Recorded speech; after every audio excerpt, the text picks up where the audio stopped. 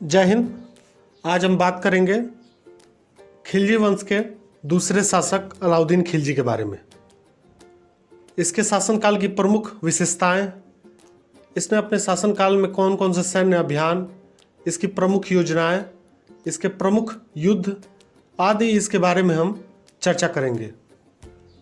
अलाउद्दीन खिलजी का वास्तविक नाम जुनखा खिलजी था।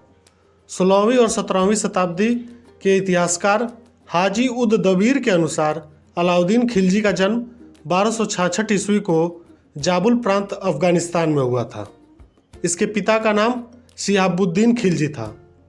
बाल्यावस्था में नियमित शिक्षा के अभाव में अलाउद्दीन अशिक्षित हो गया, किंतु यह काफ़ी प्रतिभावान व्यक्ति था और इसकी इसी प्रतिभा से प्रभावित होकर खिलजी वंश के संस्थापक व उसके चाचा जलालुद्दीन फिरोज खिलजी ने अपनी पुत्री का विवाह अलाउद्दीन से कर दिया।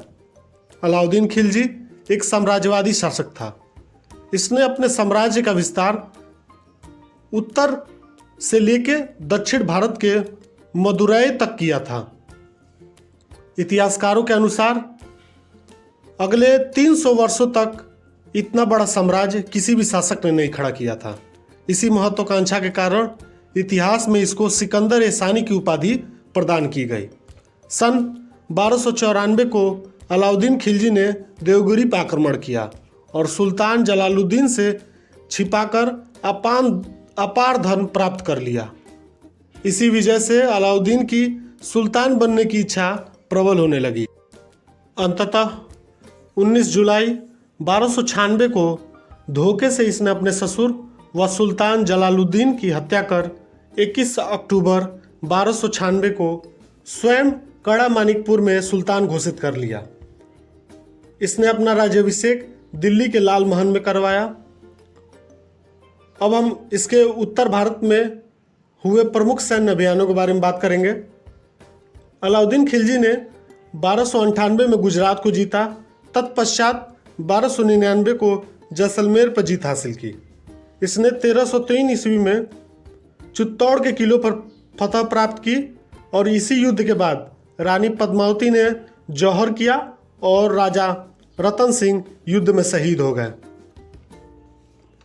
इसके बाद इसके दक्षिण भारत के सैन्य अभियानों के बारे में बात करेंगे।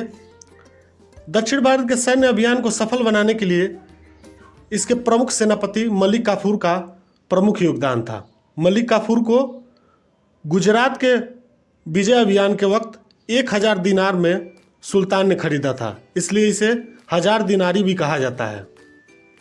इसके प्रमुख सैन्य अभियान थे 1307 में देवगिरी के शासक रामचंद्र देव को हराया। 1309 को वारंगल के शासक प्रतापरुद्र देव को हराया। 1310 द्वार समुद्र के शासक वीर वल्लाल तृतीय को हराया। 1311 पांड्य के शासक वीर पांड्य को हराया और पुनः 1313 को देवगिरी पर आक्रमण कर शंकरदेव का हराया। इन प्रमुख दक्षिण भारत के सैन्य अभियानों में मलिक काफूर का प्रमुख योगदान रहा। इसने सेना का नेतृत्व किया था। अलाउद्दीन खिलजी ने अपने शासन के अंतर्गत 2 प्रमुख योजनाओं को लागू करवाने की कोशिश की, किंतु काजी अला उल मुल्क के परामर्श के बाद इसने उसको त्याग दिया। इसकी पहली महत्वाकांक्षा योजना थी नवीन धर्म चलाने और दूसरी विश्व विजेता बनने की। यह सल्तनत कालीन का पहला शासक था जिसके पास अस्थायी सेना व सैनिकों को नकद देने की वेतन की शुरुआत की। साथ ही साथ घोड़े दागने व हुलिया प्रणाली की भी शुरुआत इसी ने की। इसने अपने शासनकाल के अंतर्गत मादक पदार्थों व शराब पर प्रतिबंध लगा दिया। साथ ही साथ इसने बाजार की सारी कीमतों पर भी सीमित कर दी। इसने बाजार की कीमतें निर्धारित कर दी।